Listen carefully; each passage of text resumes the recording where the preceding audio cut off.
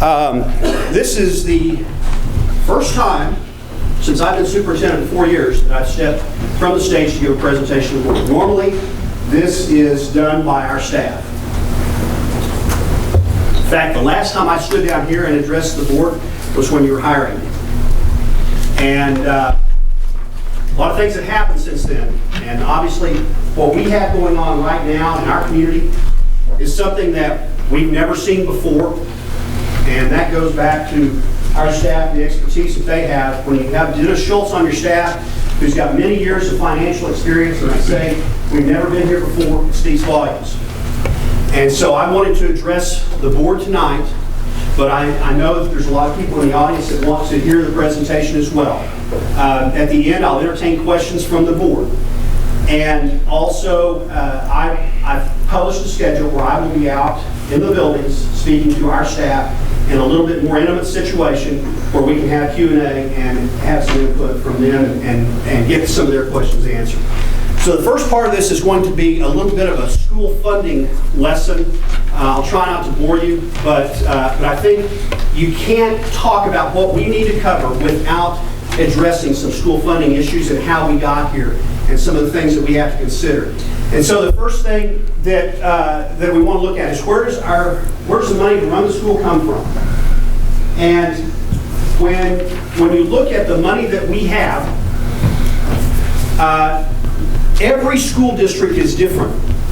I know that there's been a lot in the media lately about this district is doing this and this district is doing that. And no school district is the same on how they derive their money or how they spend their money. And so most school districts, the way it's laid out, we derive a large portion of our budget from local tax dollars, from mainly property tax. And then, this is an interesting factoid. In this year alone, there are 36 school districts in the state that are called off the formula. In other words, they don't receive any state aid. And the way they do that is they collect so much money on the gross production tax or property tax in their district that it funds their entire district. I say that because if you think about this, and there's a chart coming up here in a little bit, but those school districts have not been affected by the state cuts that have gone on up to this point in the school year. Now, there's a funding formula to equalize so that theoretically every student in the state every school district receives the same amount of funding per student.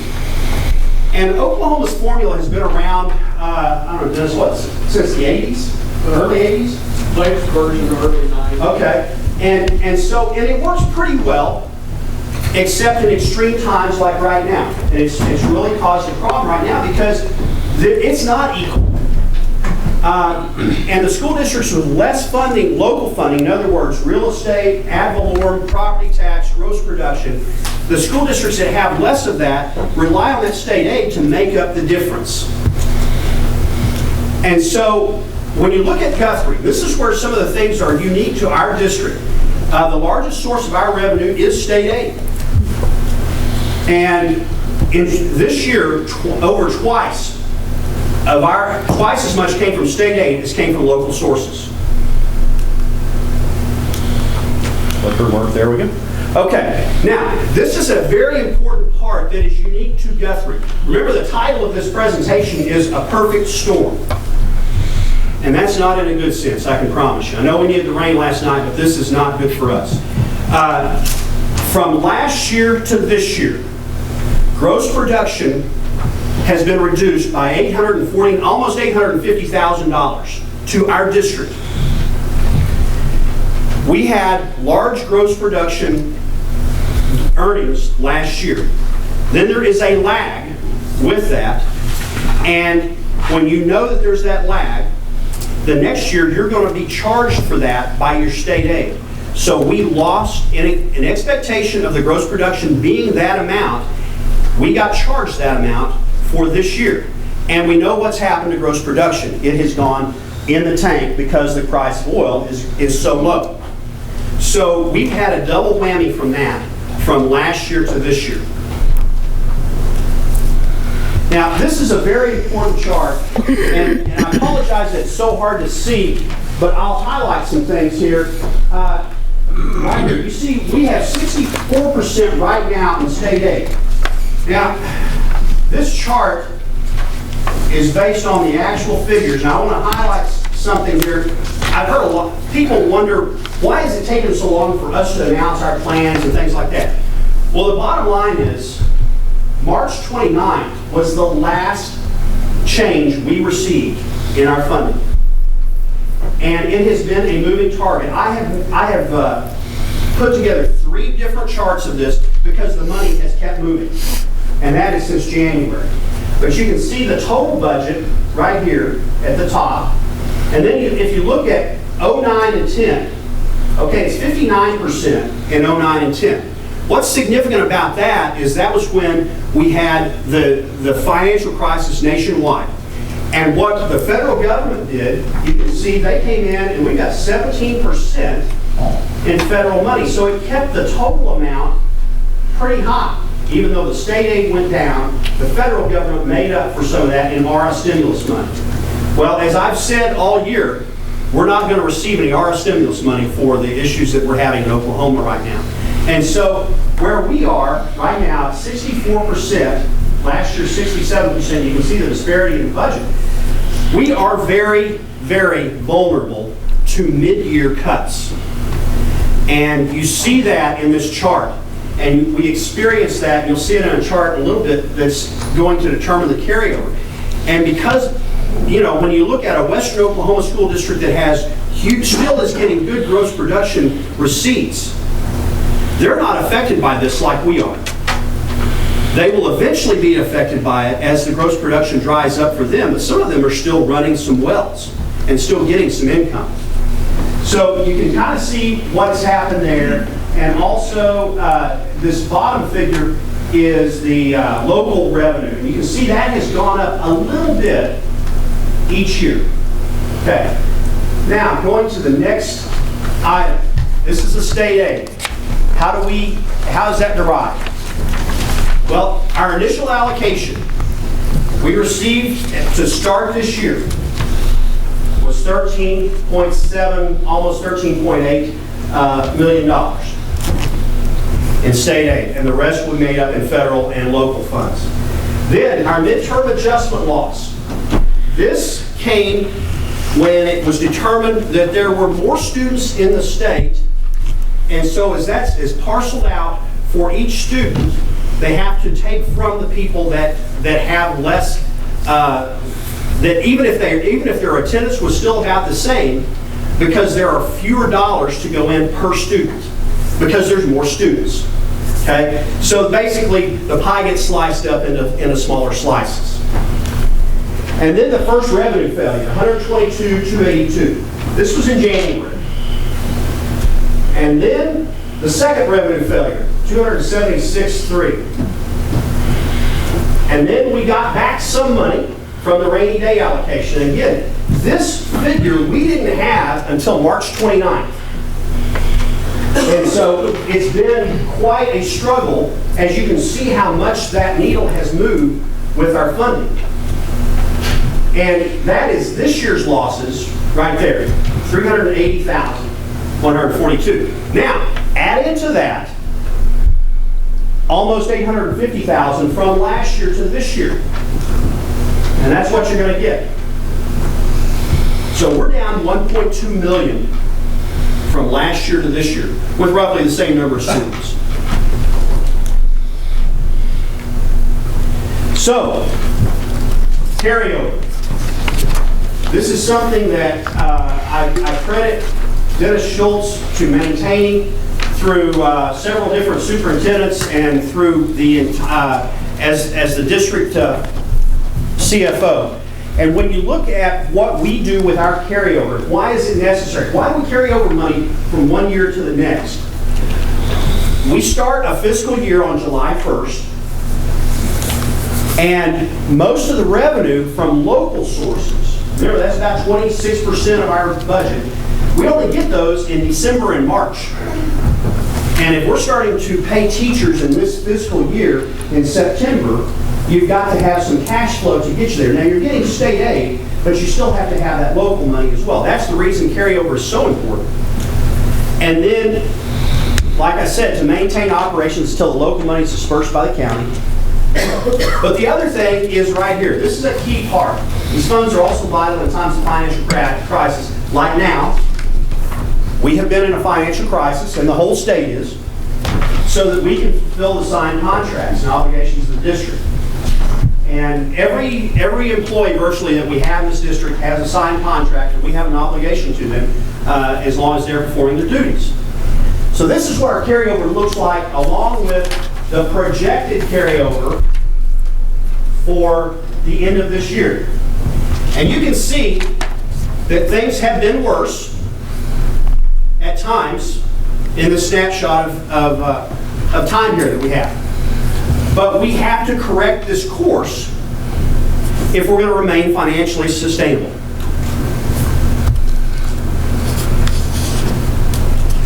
And so where do we spend our money? Well, 92% of our expenditures last year went for either salaries or items that were limited or no discretion. Things like utilities, insurance, fuel, things that we have to use to keep the doors open. So between salaries and the basic things to keep the district running, we've got over 92% tied up in that, which is typical for a school. And here you see a chart that shows all of it. And 84% of our expenditures are towards salaries and benefits. And that's actually fairly low for a school district. I've been in districts where it was 90% or higher, which makes it even more difficult. And that tells us that we've done a really good job managing the money. This 6% is fixed cost items with no discretion, and then 3% professional services with limited or no discretion. What that generally is, there are certain mandates that we have to follow by the state, and that's where those 3% items are. We have very limited discretion in those items. So that gets you to a little over 92%. So, identifying the problem, expenses are larger than current revenue. And we've got to do something about that. And I'm going to take you through the chronology of what we've done. Since 2008, we have 50,000 more students in the state. That's the reason that if you have not grown as a school district, your state aid allocation, your midterm allocation and your state aid has gone down. Because we've not put more money into education other than to fund increases in teacher and health insurance for our staff. And when you look at what the state has done, when you hear people say they put more money into education than they ever have, the difference between 2008 and now has been to accommodate the rising cost of health insurance. We had a severe reduction in our energy sector local funding. In other words, the gross production inside our district those proceeds have gone down tremendously. And then that has also created a statewide funding crisis as that has dropped. Sales tax is down, corporate income tax is down, all of this is down, which makes it more difficult for the state. So we put together some goals that we wanted to establish for addressing these issues with the district.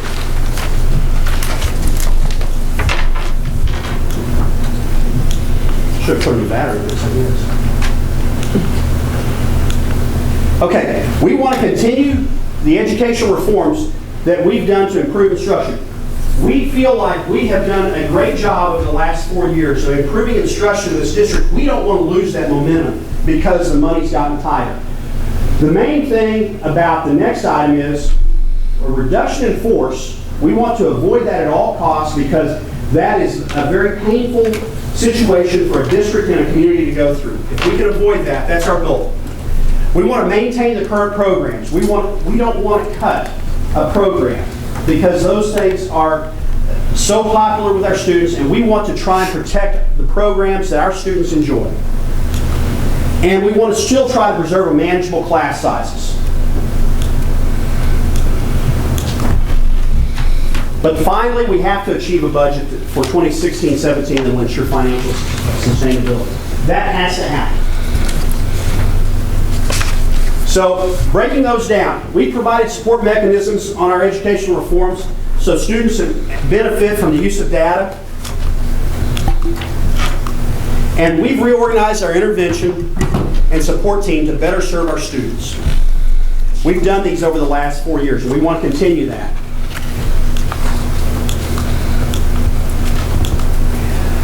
A reduction in force, an official action by the board which reduces staff, including career teachers. We want to avoid that. And if we declared a RIF, if the board were to declare a RIF, the policy would dictate staff who were hired most recently would be released regardless of their status as a career probationary employee. Not something we want to do. And then the last part of this, how did I get so through that? Maintain current programs. Okay. We've got a diverse curriculum. We've added advanced placement. We've added higher level courses. Those are things that our students need. We've got a lot of extracurricular award-winning programs. And it's not just athletics. I highlighted vocal and we've got a great band and things that are important to our community. And I'm a huge champion for extracurricular activities because it makes a well-rounded student, but it also is the least expensive way to protect at-risk students from falling into things that we don't want them to fall into. So, what does a manageable class size look like? Well, we developed some goals here, and you see what the class sizes are this year and what they are for next year. Those are our goals.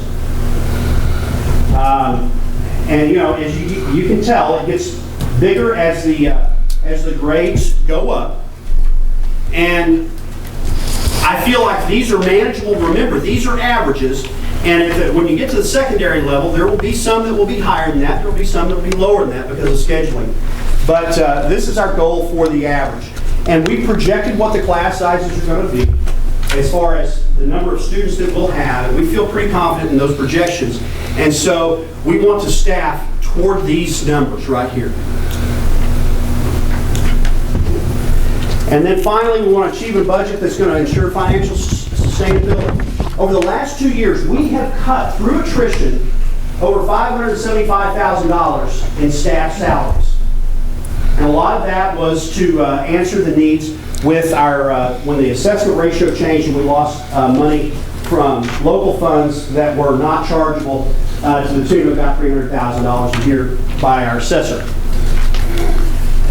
And we pay over $20,000 less for administrative salaries today than we did in 2013. We have trimmed those salaries as well as we've gone down the road.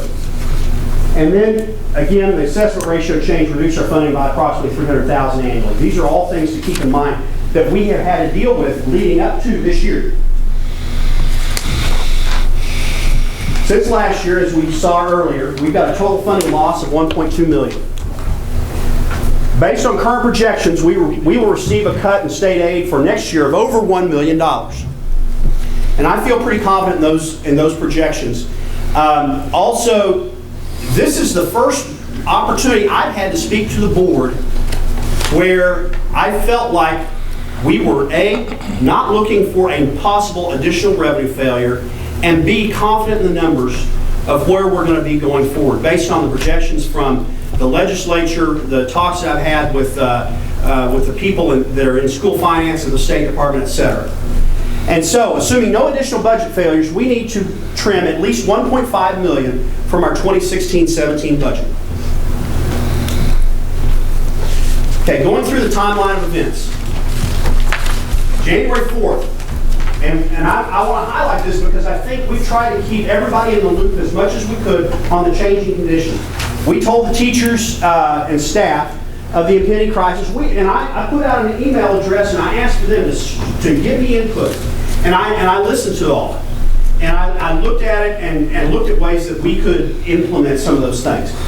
New power management practices for technology were also implemented. On the 12th, we got the first revenue failure, which we knew was coming, of $122,000.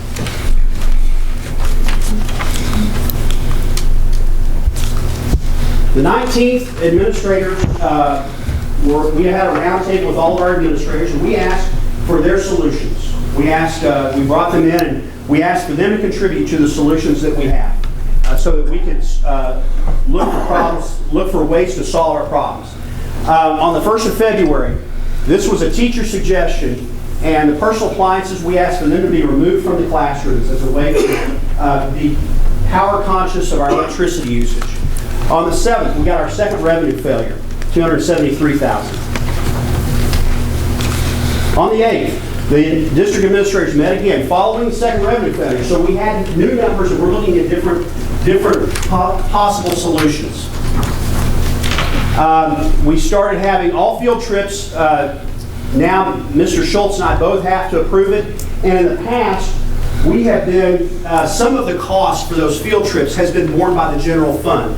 We are now passing on those costs to the activity funds of the district so that the true cost of a field trip, everyone understands where that is, and we're not, the district is not subsidizing field trips. It's by the site, so they can make their own decisions on how they want to spend their money. And we also had some departments that were not being charged for their fuel. It was just being paid for out of transportation. We then took all of those departmental charges and we forwarded them on. We started tracking them and we're forwarding those on to the departments so that they can control their own fuel usage. In late March, we eliminated 7 custodial positions. We had 3 of those were through attrition, and 2 of those were part-time positions, and 2 of those were full-time probationary positions. And that came as a suggestion from the principals. The 28th of March, we got our official notification of our rainy day funds allocation, and we got another $256,000. That was late on the 28th, so we started working on what that meant to us on the 29th. And with the custodial changes, it was alluded to in the presentation of the support staff recognition of the month in Fogarty.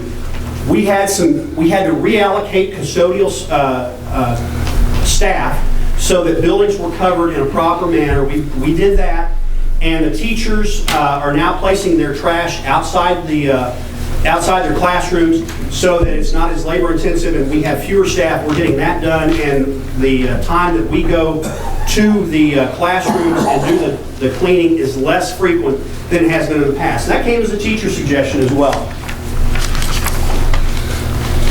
So, going forward, our plan of action.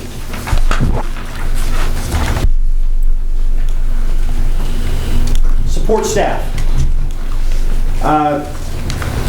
1 paraprofessional, 3 custodial positions were absorbed with resignations. 2 part-time custodial positions were eliminated on April 1st. 2 full-time probationary custodial positions were eliminated on April 1st. 1 paraprofessional position will be eliminated. That savings will be $164,000. That's what our projection is. Certified teaching staff. We've had, up to this point, 14 resignations or retirements that will not be replaced. There are 9.5 temporary contract teachers that will not be renewed. That will save us $938,000. Administrative staff. We're going to eliminate 2 positions through attrition and reassignment. That was the assistant facilities director. You'll consider that retirement request this evening. Later, and 1 assistant principal that will be reassigned back to the classroom. That was an assistant principal intern position at Fogarty. That's $115,000. Other savings. We have the ability to recode. Ms. Walters did a wonderful job of working with the State Department and Federal Programs Division. We have an opportunity to recode teaching salaries at early childhood classrooms to federal funds. Now, there's a give and take here. That has been used for technology in the past. We have been using that money for technology. We're saving jobs by foregoing that technology for next year, with a reminder that we do have the following year, we have some bond funds that will be available for technology usage. And so we're going to take a moratorium on some of the things that we've been able to do with technology in the classroom, and in exchange save some teaching jobs.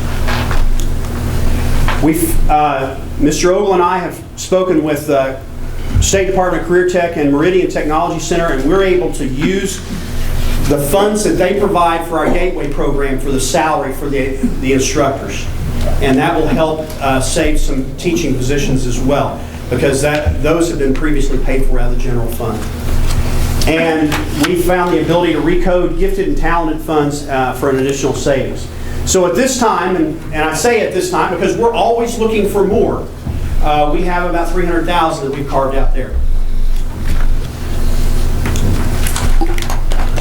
So if you look at all of that, and the percentages that I have out there are the percentage of what the total of administrative salaries, certified teaching salaries without federal programs, and support staff salaries. I wanted to put the percentages in there so everybody can see that. That totals 1.517.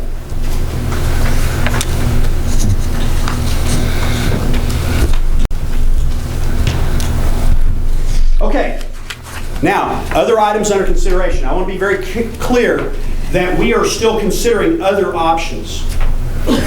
Program budgets, including athletic budgets. And I've spoken with Mr. Chappell, and he is prepared for some cuts there as well. I've told him to prepare for that, still maintaining the programs, but in a situation where possibly booster clubs can fund and supplement the monies that we will be trimming away from that. And he's preparing the booster clubs for that.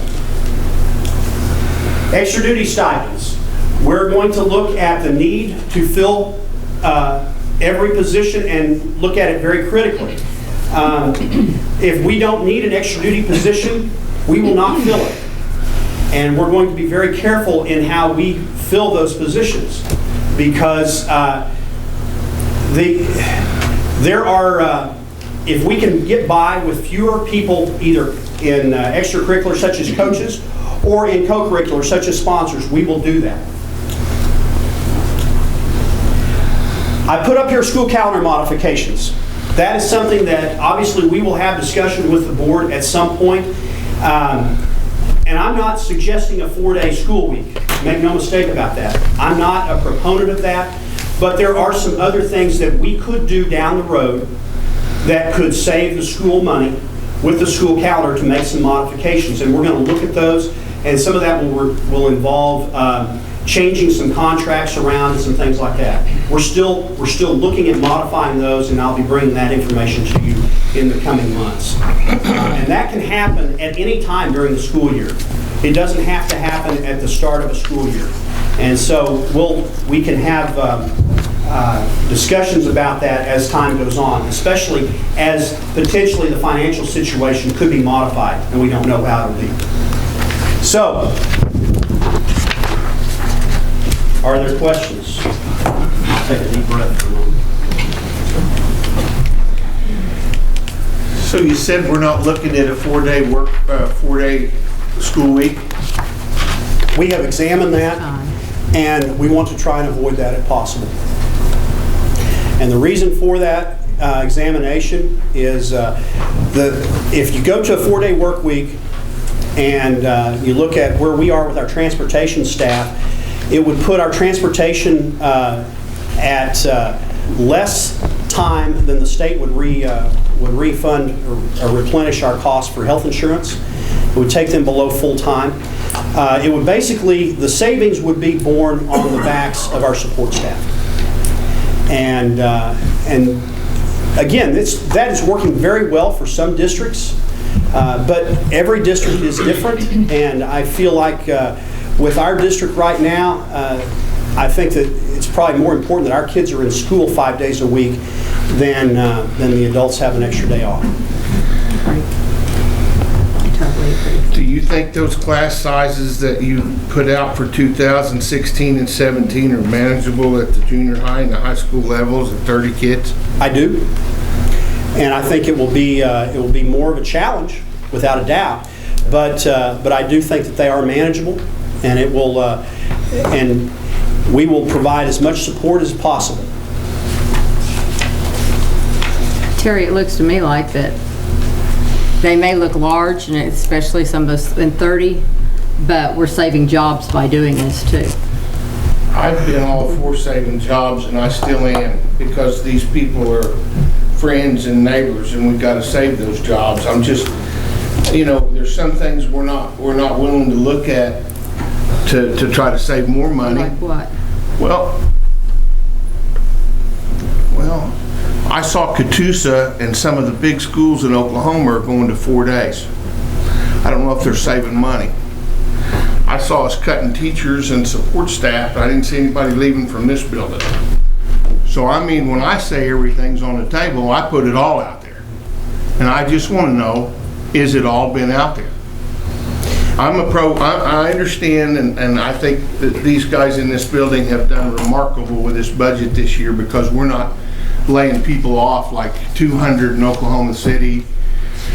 We're not laying off like what they're laying off in my hometown of Tulsa. I think they've done great. I'm just scared of these geniuses we elected at the state level in this state, and what's probably going to occur next year with them. That's what I'm scared about, and I want to know if we've done enough. 30 kids in a classroom, are we getting an education? Well, what I'd say, I asked, Sharon was with me. We were down at the day at the Capitol, and I was sitting with an administrator from a district in the Tulsa area, and I asked him what his secondary numbers were going to be, and their target's 35. And you know, I came back and I looked at our numbers, and I've had that as a teacher. I've had that classroom. I've had 32 in my classroom at the junior high level and at the high school level, and I know it's harder. And I remember how much harder it was, and it always happened that it was in times of financial distress that we went to that, and then we gradually got back where we were. I understand that, and that's the only reason I'm asking, Mike, is I think 30 would be a hard number to manage. You know, I think with my temperament, 5 would be a hard number to manage. That's why I'm thankful you weren't one of my students. I don't know how these guys do it, and I want to praise them every day. That's why I said, is 4 days, maybe could we keep our class size if we went to 4 days? See, I still don't believe, and Dennis and I have both looked at that and talked about this, I still don't know that I trust the numbers that they're putting out there, and that's how much we've analyzed this on how much they project they're going to save. And what they're doing is they're saving it at the, and they're sending kids, you know, those kids are not going to have a nutritious meal on that 5th day, and the child nutrition staff, the bus drivers, and the custodial staff are the ones that are, because the teachers are still at the same level. I understand that people, you know, it's a shame that we're talking about parents having to raise their own kids they brought into the country. You know, I know that's hard for some people to understand, it's their responsibility, but if I'm going to stress them out and put 30 in their classroom, maybe I need to give them a 3-day weekend.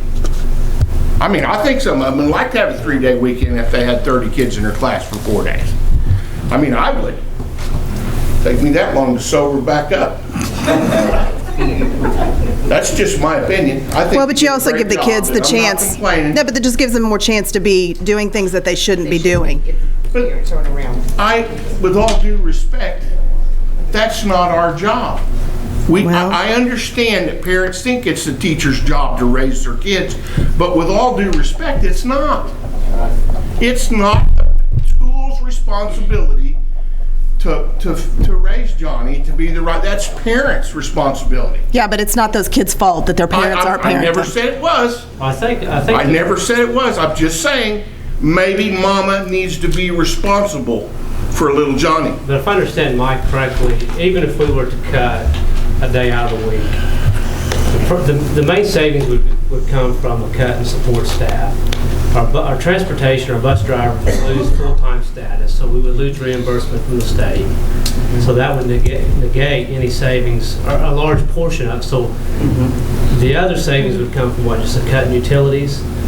Marginal, yeah. And But there are buses, wear and tear on your buses, gas on your buses, utilities. It might be marginal, but it's got to be something. Big districts are at least considering it. Well, I wouldn't say that we didn't consider it. We explored it. I've seen no data that shows it's better educationally. I guess the question would be, if we went to a 4-day work week, is that considered enough of a benefit to the teaching certified staff, or there would be some concession in salary? I guess that would be. I just don't want to lose teachers. God, that's the deal here. That's what it's all about. Support staff, and I know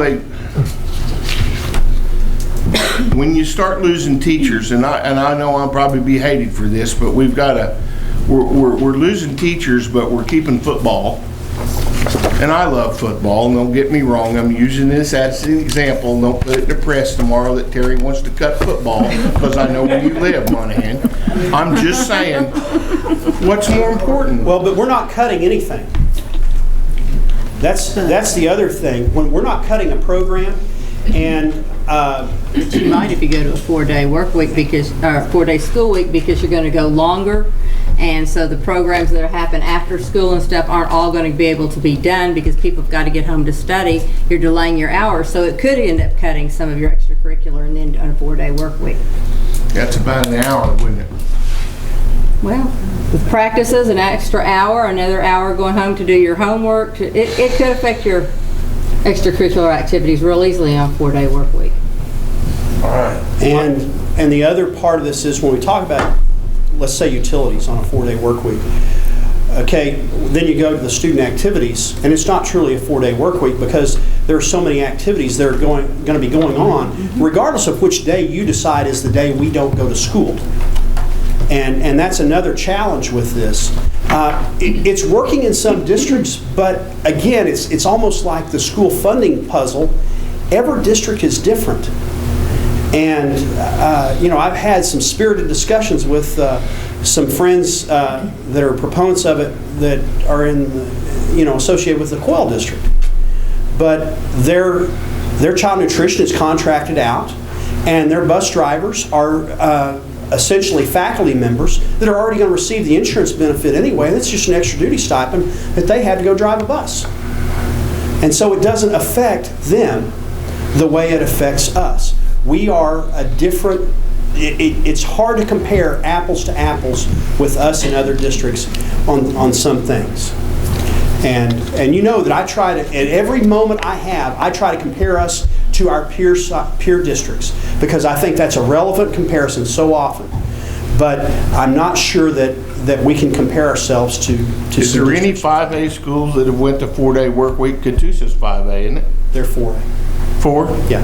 You know of any 5? Are they 5A now? 4A.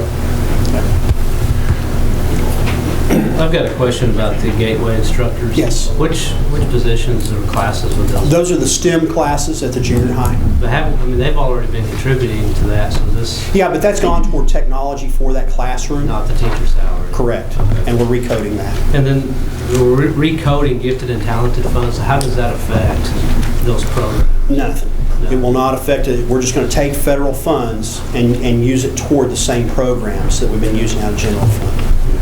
So we'll still have the same Sure. teacher there? Yes. The same program, yeah. And then I think you said approximately 7% of the budget was utilities, insurance, and fuel. I know we're trying to cut utilities. Has there been any other discussion or inquiry into efficiencies there, and whether it be insurance or fuel or Yeah, actually, proactive energy management program with? there's an item put before the property committee potentially, and we're still in the exploration stage of that, on conversion of the entire district to LED lighting, and we're looking at the numbers of what that would potentially save and how we could finance that in the short term to get to a long-term savings there. Then I'm monitoring each month the electric bill and the natural gas bill, and we've saved a sizable amount of money this year. And, you know, remember we converted from T12s to T8s on our lighting last year. And I think some of that is the lighting conversion. Some of it has been a lot more favorable weather and not near as severe. And I think that's helped both in the fall when it's been at times so unseasonably hot, and then in the winter because we've had such a mild winter. And so we continue to look for those things, and we're monitoring that. And then obviously it's hard to put a finger on how much removal of the personal appliances has been so far, but we're only in 1 month sample because of the lag of the bills. Well, I think you guys did a great job, but you know, like those personal appliances affected a lot of people, but if you put 75 or 80 personal appliances in your house and plug them in, it's a lot of money. I hope everybody sees that it's your guys' money, taxpayers' money, and I think the district did that. But you know, I heard Jinx this week, they said they were going to have some budget cuts and they were going to pass some of that on to the people who rent buildings from them, YMCA, churches and stuff like that. I want to make sure and ask that we do that too. We have pass that on. We have been modifying that as well and not subsidizing any building rentals like we have maybe some in the past. We've always tried when it's something that involves our students, we've always tried to work with that organization, whether it's the YMCA or whatever, as long as they're not a not-for-profit organization. But when they are for-profit, then we've made sure, Dennis and I have both talked about making sure that is real costs, and also that's something that probably at the end of this fiscal year, going into next fiscal year, we'll bring that to the board for the rental costs for those different spaces that we have, that we often rent out.